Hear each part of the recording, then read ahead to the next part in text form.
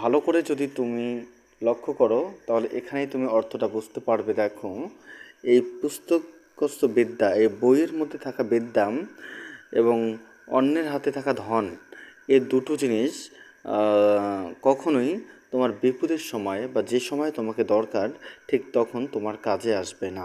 অর্থাৎ বইয়ের মধ্যে থাকা বিদ্যা এবং অন্যের হাতে থাকা ধন প্রয়োজনের সময় কোনোটিও কখনো কাজে আসে না।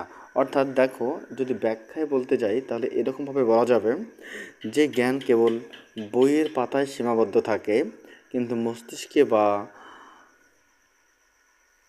অভ্যাসে নেই। আর যে টাকা অন্যের কাছে গচ্ছিত রাখা হয়েছে, সেই টাকা কোনোটিও কিন্তু নিজের বলে দাবি করা যায় না। অর্থাৎ বিপদের সময় এই দুটি কাজে দেবে না। অর্থাৎ এখানে তোমরা এই শ্লোকটা মুখস্থ করবে, দেন এর বাংলা অর্থটাও তোমরা জানার চেষ্টা করবে, তারপর ব্যাখ্যাটাও তোমরা হালকা করে একটু দেখে নেবে। চলো আমরা এবার দ্বিতীয় শ্লোকটা একটু জানার চেষ্টা করব।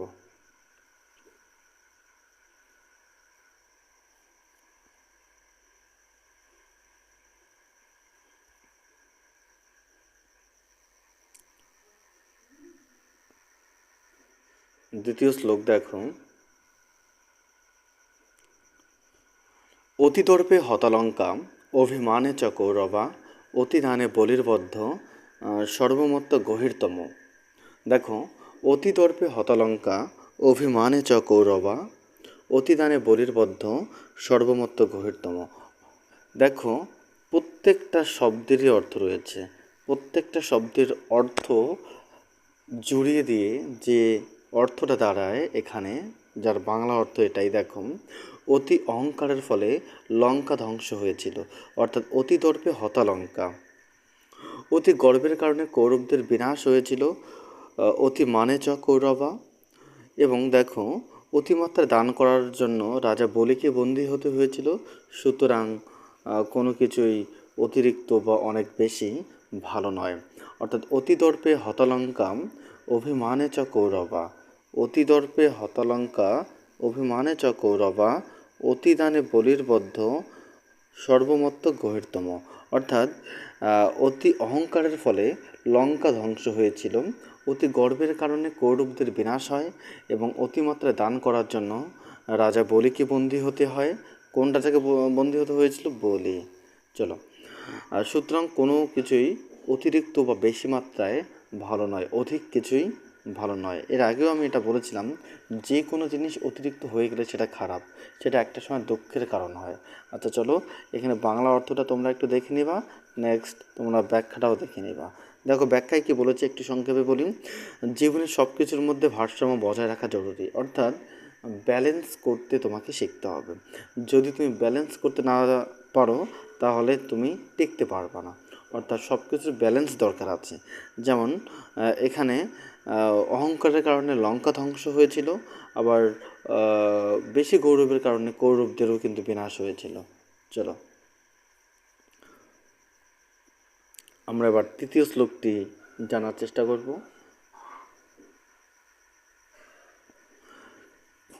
দুর্জন প্রিয়বাদী চ নৈতত বিশ্বাস কারণম।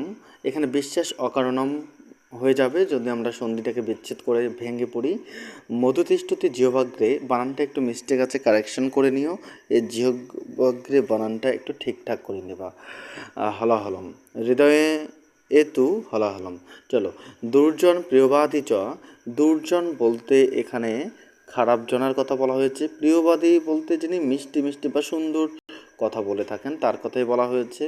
দেখো, নৈতৎ বিশ্বাস অকারণম, এই বিশ্বাস কারণম এখানে দেখা যাচ্ছে, কিন্তু এটা যখন তুমি ডিভাইড করে ভেঙে পড়বে তখন কিন্তু সেটা দাঁড়াবে বিশ্বাস অকারণম।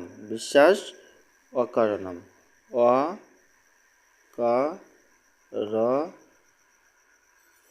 অকারণম, অকারণম।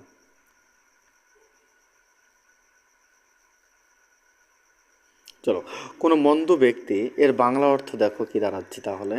কোনো মন্দ ব্যক্তি যদি মিষ্টি কথা বলে তবে তাকে বিশ্বাস করা উচিত নয়। অর্থাৎ কোনো একটা লোক খারাপ, কিন্তু মিষ্টি মিষ্টি কথা বলছে, তুমি কখনোই তাকে বিশ্বাস করতে যেও না, নতুবা তোমার খারাপই হবে। কারণ তার জিভের ডগায় মধু থাকলেও হৃদয়ে থাকে মারাত্মক বিষ, অর্থাৎ মুখে মিঠা অন্তরে বিষ যে বিষয়টা সেটাই। অর্থাৎ দুর্জন প্রিয়বাদী চ নৈত বিশ্বাস অকারণম মধুতিষ্ঠতি জিহ্বাগ্রে হৃদয়ে তু হলাহলম। অর্থাৎ কোনো মন্দ ব্যক্তির কথা যদি মিঠা মিঠা হয় তবুও তা বিশ্বাস করা উচিত নয়, কারণ জীবের অগ্রভাগে বা ডগায় মধু থাকলেও হৃদয়ে কিন্তু বিষ থাকে। অর্থাৎ তুমি বোঝার চেষ্টা করো, জীবের অগ্রভাগে, জীবের ডগায় অর্থাৎ অগ্রভাগে যদি মধু থাকে কিন্তু হৃদয়ে তো থাকে বিষ। অর্থাৎ এ ধরনের কিছু লোক কিন্তু সমাজে দেখতে পাওয়া যায়, মিষ্টি মিষ্টি সুন্দর সুন্দর কথা বলে কিন্তু হৃদয়ে অন্তরে বিষ, মুখে মিঠা অন্তরে বিষ। এর ব্যাখ্যাটাও তোমরা একটু হালকা করে দেখে নিবা। দেখুন, খারাপ মানুষ যখন হঠাৎ খুব মিষ্টি করে কথা বলতে শুরু করে তখন সাবধান হওয়া দরকার।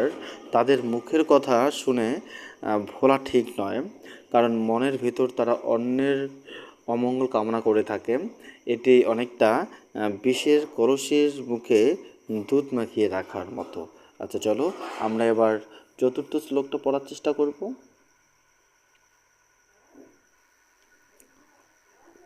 চতুর্থ শ্লোকে আমরা এটা জানার চেষ্টা করব যে প্রকৃত বন্ধুকে, who is the best friend.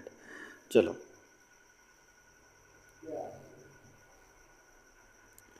প্রকৃত বন্ধুকে আজকে আমরা এটা জানার চেষ্টা করি। দেখো, উৎসবে ব্যসনে চৈব দুর্ভিক্ষে, উৎসবে ব্যসনে চৈব দুর্ভিক্ষে, রাষ্ট্র বিপ্লবে রাষ্ট্রদ্বারে শ্মশানে যতিষ্ঠতি স্ববান্ধব। অর্থাৎ উৎসবে ব্যসনে চৈব দুর্ভিক্ষে রাষ্ট্র বিপ্লবে রাজদ্বারে শ্মশানে যতিষ্ঠতি চ বান্ধব। এখানে কিন্তু এই চ মানে এবং, তোমরা মনে রাখবে। আচ্ছা চলো, উৎসবে বিপদে, উৎসবে অর্থাৎ উৎসবে বুঝতে পারছো, ব্যসনে বিপদে দুর্ভিক্ষে মানে অভাবের সময়, রাষ্ট্র বিপ্লবে বিপর্যয়ে রাজদ্বারে শ্মশানে যিনি থাকেন, পাশে থাকেন, তিনি হলেন প্রকৃত বন্ধু। অর্থাৎ আমরা বেস্ট ফ্রেন্ড বলবো কাকে? দেখো, আমরা বন্ধু বলবো কাকে?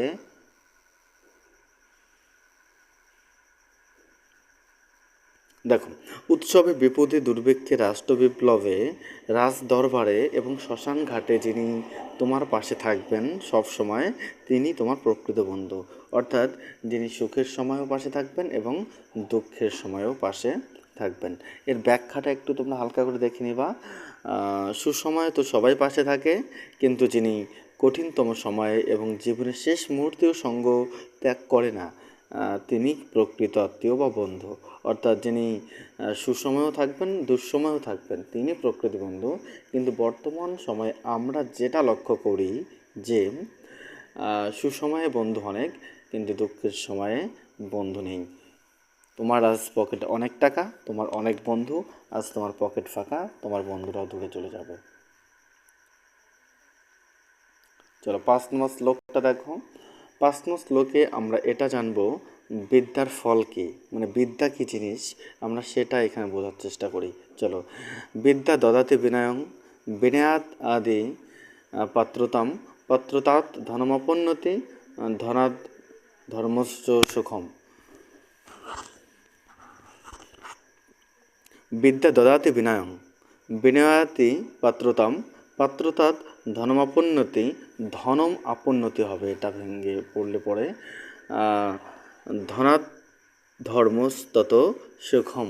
চলো দেখো, আমরা একটু ভেঙে ভেঙে বোঝার চেষ্টা করব। বিদ্যা দদাতি, বিদ্যা দেন কি? বিনয়। বিদ্যা দদাতি বিনয়, অর্থাৎ এই বিদ্যা তোমাকে বিনয় দেয়। বিদ্যা তোমাকে কী দেয়? বিনয় দেয়। এবং বিনয় থেকে কী আসে? যোগ্যতা আছে। বিনয়াদি পাত্রতাম, অর্থাৎ বিনয় হতেই তোমার যোগ্যতা আসে। পাত্রতাৎ ধনমাপন্নতি, অর্থাৎ তোমার এই যোগ্যতা থেকে কিন্তু ধন লাভ হয়। তোমার এই যোগ্যতা থেকে ধন লাভ হবে। এবং ধনাৎ ধর্মস্তত সুখম, এবং ধন থেকে ধর্ম, আর সেই ধর্ম থেকেই কিন্তু তোমার সুখ হয়। অর্থাৎ দেখো, পুরো অর্থটা যদি বলি তাহলে এরকম দাঁড়াচ্ছে, বিদ্যা বিনয় দান করে। অর্থটা দেখো একবার, বিদ্যা বিনয় দান করে, বিনয় থেকে যোগ্যতা আসে, যোগ্যতা থেকে ধন লাভ হয়, ধন থেকে ধর্ম পালন করা যায় এবং তা থেকে সুখ আসে। চলো এর ব্যাখ্যা দেখো। শিক্ষার মূল লক্ষ্য হলো মানুষকে বিনয়ী ও যোগ্য করে তোলা, যা পর্যায়ক্রমে অর্থনৈতিক ও মানসিক শান্তি প্রদান করে। অর্থাৎ বিদ্যা নাই যার চোখ থাকতে অন্ধ সে, আমরা জানি। এখানে বিদ্যা যদি অর্জন করো, অর্থাৎ বিদ্যা তোমাকে বিনয় দেবে, এবার তারপর তুমি কি যোগ্যতা প্রমাণিত হবে, তারপর যেটা হবে তোমার ধন লাভ হবে, তারপর তুমি ধর্মও করতে পারবে, আর সেখানেই তোমার সুখ। চলো নেক্সট 6 নম্বর শ্লোক। রাজা বনাম বিদ্বান, মানে রাজা বড় নাকি বিদ্বান ব্যক্তি বড়, এই শ্লোকে আমরা সেটাই বোঝার চেষ্টা করব। চলো দেখো, বিধাতঞ্চ নির্পতঞ্চ নৈব তুল্যং কদাচন স্বদেশে পূজ্যতে রাজা বিদ্বান সর্বত্র পূজ্যতে। অর্থাৎ পূজ্যতে বলতে এখানে পূজিত বা সম্মানিত বলে রাখি। বিধাতঞ্চ অর্থাৎ বিদ্বান ব্যক্তি, পণ্ডিত। আর নিপু কোথায় গেল, এই যে নিপু যে আছে, নিপু মানে রাজা। এই বিদ্বান ব্যক্তি আর রাজার মধ্যে কিন্তু এখানে তুলনা করা হবে। চলো দেখুন, বিধাতঞ্চ নিপতঞ্চ নৈবতুল্যং কদাচন স্বদেশে পূজ্যতে, স্বদেশে বলতে নিজের দেশে বা নিজের রাজ্যে, এখানে দেশে বলছে তো আমরা দেশেই ধরব। স্বদেশে পূজ্যতে রাজা বিদ্বান সর্বত্র পূজিত। খুব সুন্দর একটি শ্লোক দেখুন। অর্থাৎ বিদ্বান ব্যক্তি বড় নাকি রাজা বড়, সেটার ফারাকটা এখানে আমরা দেখে নেব। পাণ্ডিত্য এবং রাজপদ কখনো সমান হতে পারে না। অর্থাৎ বিদ্বান ব্যক্তি এবং রাজা কখনোই এক হতে পারে না। রাজা কেবল তার নিজের রাজ্যে বা নিজের দেশেই সম্মান পান, কিন্তু পণ্ডিতেরা গোটা বিশ্বে অর্থাৎ গোটা দুনিয়ায় তিনি সম্মান পেতে থাকেন। অর্থাৎ এখানে আমরা এটা বুঝলাম যে রাজার থেকেও বিদ্বান ব্যক্তি বড়। অর্থাৎ বিদ্যা কোথায়, এটা 6 নম্বর শ্লোক ছিল আমাদের। 6 নম্বর শ্লোক কোথায় গেল, এই যে 6 নম্বর শ্লোক। অর্থাৎ পাণ্ডিত্য এবং রাজপদ কখনো সমান হতে পারে না, মানে বিদ্বান এবং রাজা কখনোই সমান হতে পারে না। রাজা কেবল নিজের দেশেই সম্মান পান, কিন্তু বিদ্বান সর্বত্র পূজিত হন। দেখো, ক্ষমতার সীমা থাকে কিন্তু জ্ঞানের কোনো সীমা থাকে না। ক্ষমতা তুমি তোমার এলাকায় দেখাতে পারবে, তার বাইরে কিন্তু দেখাতে পারবে না। একজন জ্ঞানী ব্যক্তি দেশের গণ্ডি পেরিয়েও সারা বিশ্বের শ্রদ্ধা অর্জন করতে পারেন। এই শ্লোকে আমরা এটা বুঝলাম যে রাজার থেকেও বড় একজন জ্ঞানী ব্যক্তি। চলো আমরা 7 নম্বর শ্লোকটা একটু পড়ার চেষ্টা করি।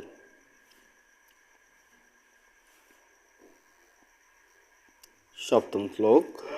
রূপ যৌবন সম্পন্না বিশাল কুল সম্ভবা, রূপ যৌবন সম্পন্না বিশাল কুল সম্ভবা বিদ্যাহীনা না শোভন্তে নির্গন্ধা এব কিংসুকা। খুব সুন্দর। আমি আগেই বলেছিলাম যে প্রত্যেকটা শ্লোক অসাধারণ, প্রত্যেকটা শ্লোকের অর্থ গভীর তাৎপর্যপূর্ণ।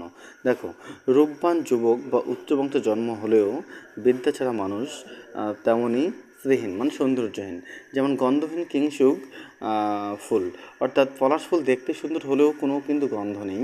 এখানে তুমি যতই হ্যান্ডসাম হও, তুমি যতই রূপবান হও বা তুমি যতই সুন্দরী হও, যাই হও না কেন, যদি তোমার মধ্যে বিদ্যা না থাকে তাহলে তোমার জীবনই বৃথা। বিদ্যা বিনা জীবনং বৃথা। রূপ যৌবন থেকেও কোনো লাভ হবে না যদি তুমি বিদ্বান না হও। ঠিক যেমন পলাশ ফুল কোনো কাজে আসে না, যতই সুন্দর হোক তবু কোনো কাজেই আসে না, কারণ পলাশ ফুলের কোনো গন্ধও তো নেই। আচ্ছা চলো আমরা এবার 8 নম্বর শ্লোক পড়ার চেষ্টা করি। বিদ্যাহীন জীবন হয়ে গেল। এবার আমাদের অলসতার কুফল, অর্থাৎ অলসদের কি হতে পারে। দেখো, লক্ষ্য করো। অলসস্য কুতবিদ্যা অবিদ্যাস্য কুতধনম অধনস্য কুতমিত্রম অমিত্রস্য কুত সুখম। অর্থাৎ অলস ব্যক্তির বিদ্যা কোথায়, মানে অলস ব্যক্তিদের এরা কখনো বিদ্যা অর্জন করতে পারে না। ঠিক আছে, অলসস্য কুতবিদ্যা, অলসস্য কুতবিদ্যা মানে অলসরা কখনোই বিদ্যা অর্জন করতে পারে না, তাদের বিদ্যা কোথায়। অবিদ্যাস্য কুতধনম, আর যারা বিদ্যা অর্জন করতে পারে না তারা খুব একটা ধনবান কিন্তু হতে পারবে না। বিদ্যাহীন ব্যক্তির ধন থাকতে পারে না। অর্থাৎ তোমার অনেক ধন সম্পত্তি যদি থেকেও থাকে, সেগুলোকে তুমি সামলাতেই পারবে না বুদ্ধির অভাবে। অর্থাৎ তোমাকে বিদ্বান হতে হবে, বুদ্ধিমান হতে হবে, তোমাকে বিদ্যা অর্জন করতে হবে। অধনস্য কুতুমিত্রম, অর্থাৎ যার ধন নেই তার তো কোনো বন্ধুই থাকে না। এই যে দেখো, অর্থাৎ নির্ধনের বন্ধু কোথায়? অর্থাৎ নির্ধনের কোনো বন্ধু নেই। অমিত্রস্য কুতসুখম, আর যার কোনো বন্ধু নেই সে কখনো কোনো সুখ লাভ করতে পারে না। অতএব আমরা এখানে এটা জানলাম যে অলসেরা বিদ্যা অর্জন করতে পারে না, আর যারা বিদ্যা অর্জন করতে পারে না তারা ধনও লাভ করতে পারে না, আর যাদের ধন নেই তাদের বন্ধুও নেই, আর যাদের বন্ধু নেই তারা কখনো সুখী হতে পারে না। আচ্ছা চলো এবার দেখো ব্যাখ্যাটা একটু হালকা করে দেখে নিবাম। অলসস্য জীবনের ধ্বংসের পথে নিয়ে যায়। অর্থাৎ অলস, তুমি যে লেজি, অলস, কিছু করো না, এটাই তোমাকে ধ্বংসের পথে নিয়ে যাবে। পরিশ্রম ও বিদ্যা না থাকলে সম্পদ, সামাজিক সম্পর্ক বা সুখ কোনোটাই তুমি পাবে না। এক কথায় যদি তুমি পরিশ্রমী না হও, যদি তুমি বিদ্যা অর্জন না করো, তোমার জীবনে দুঃখ কিন্তু অনিবার্য। আমরা এবার 9 নম্বর শ্লোক পড়ার চেষ্টা করি। বিদ্যারত্ন।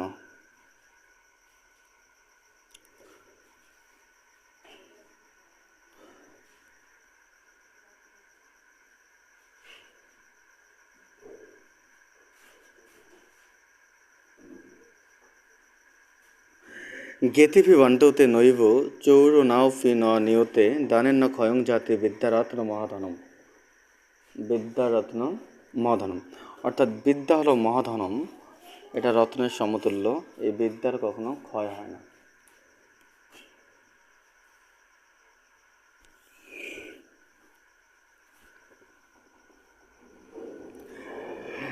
জ্ঞেতিরা এটি ভাগ করতে পারে না, চোর চুরি করতে পারে না, এবং দান করলে এটি কখনো কমে যায় না। বিদ্যা এমনই শ্রেষ্ঠ ধন। জ্ঞেতিরা অর্থাৎ আত্মীয় স্বজনেরা এটার ভাগ নিতে পারে না, চোর কখনো চুরি করতে পারবে না, এবং তুমি দান করলেও এটার কখনো ক্ষয় হবে না। বিদ্যারত্ন মহাধনম, অর্থাৎ বিদ্যার থেকে বড় কোনো ধন হতে পারে না, আর এটার কোনো ভাগও হয় না, কেউ চুরিও করতে পারে না, আবার দান করলেও ক্ষয়ও হয় না। চলো এর ব্যাখ্যা যদি একটু আমরা দেখি, ব্যাখ্যাটা দেখে নাও তোমরা। পার্থিব সম্পদ ব্যয় করলে কমে, বিদ্যা এমন এক সম্পদ যা বিলিয়ে দিলে আরও বাড়ে এবং কেউ তা কেড়েও নিতে পারে না। অর্থাৎ সব কিছুর ভাগ হয়, বিদ্যার ভাগ হয় না। সব কিছু হারিয়ে গেলেও বিদ্যা হারিয়ে যায় না, সব কিছু দান করলে কমে গেলেও বিদ্যা দান করলে কখনো কমে যায় না। চলো আমরা 9 নম্বর শ্লোকটা পড়লাম, এবার আমরা 10 নম্বর শ্লোকটা একটু পড়ার চেষ্টা করি। দুর্জন পরিহর্তব্য বিদ্য অলঙ্কৃত ও পিষণ মলিনা ভূষিত সর্ব কিংসৌ ন ভয়ঙ্কর। অর্থাৎ কোনো খারাপ মানুষ যদি শিক্ষিত হয় তবুও তাকে বর্জন বা ত্যাগ করা উচিত। মণিযুক্ত সাপ কিন্তু ভয়ঙ্করই হয়। অর্থাৎ মণিযুক্ত সাপ কি ভয়ঙ্কর নয়, সেটাই বলেছে। জ্ঞান থাকলেও, অর্থাৎ মানুষের বিপজ্জনক বিষধর সাপের মাথায় মণি থাকলেও সে যেমন দংশন করতে ছাড়ে না, মানুষও তেমন। অর্থাৎ খারাপ মানুষের সঙ্গে মেলামেশা ত্যাগ করাই উচিত। সাপকে তুমি যতই দুধ কলা খাওয়ানাও কেন, সময় মতো সে তোমাকে সবল মারবে, অর্থাৎ দংশন করবেই। চলো আমরা এবার 11 নম্বর শ্লোকটি দেখে নেব। বিনয় ও ঔদ্ধত্য। নমন্তি ফলিত বৃক্ষা নমন্তি গুণিন জানা শুষ্ক কাষ্ঠশ্চ মূর্খচ্চ ভেদ্যন্তে ন তু নম্মতে। অর্থাৎ ফলন্দ গাছ নুয়ে পড়ে গুণী মানুষও বিনয়ী হন, কিন্তু শুকনো কাঠ এবং মূর্খ মানুষ ভেঙে যায় না, তবুও নুইতে জানে না। অর্থাৎ এখানে যদি ব্যাখ্যাটা দেখো, প্রকৃত জ্ঞান মানুষকে নমনীয় ও বিনয়ী করে তোলে, আর অহংকার মানুষকে কঠোর ও ধ্বংসের মুখে নিয়ে যায়। অর্থাৎ অহংকার ধ্বংসের কারণ, এখানে তোমরা এটাই মনে রাখবে। সুখ দুঃখের চক্রাবধ। সুকুমা পতিতং সেব্যং দুঃখম আপতিতং তথা চক্রপদ পরিবর্তনতে দুঃখানি চ সুখানি চ। অর্থাৎ দিন গেলে যেমন রাত্রি আসে, রাত্রি গেলে যেমন দিন আসে, ঠিক তেমনি একই রকমভাবে সুখ গেলে দুঃখ আসে, দুঃখের পরে সুখ আসে। সুখ ও দুঃখ চাকার মতোই আবর্তিত হয়, এটাই বলা হয়েছে এখানে। অর্থাৎ দুঃখ চিরস্থায়ী নয়, সুখও কিন্তু চিরস্থায়ী নয়। চলো 13 নম্বর, শ্রেষ্ঠ সম্পদ। নাস্তি বিদ্যা সমং চক্ষু নাস্তি সত্য সমং তপ নাস্তি রাগ সমং দুঃখং নাস্তি ত্যাগ সমং সুখম। অর্থাৎ বিদ্যার মতো চোখ নেই, সত্যের মতো তপস্যা নেই, আসক্তির মতো দুঃখ নেই এবং ত্যাগের মতো সুখ নেই। যারা ত্যাগী, যারা ত্যাগ করেন তারা সুখ অনুভব করেন। যারা আসক্তি মানে অনেক কিছু আশা করেন তাদের দুঃখের শেষ থাকে না। তপস্যা সত্যের মতো তপস্যা নেই, অর্থাৎ যারা সত্যবাদী সেটাই তার আসল তপস্যা। আর বিদ্যাই হলো আসল চোখ। যাদের বিদ্যা নেই তারা দু চোখ থাকতেই অন্ধ। অর্থাৎ প্রকৃত দর্শন আসছে জ্ঞান থেকে, আর পরম সুখ পাওয়া যায় ত্যাগের মাধ্যমে। অর্থাৎ তুমি যদি পরম সুখ পেতে চাও, ত্যাগই তার পন্থা।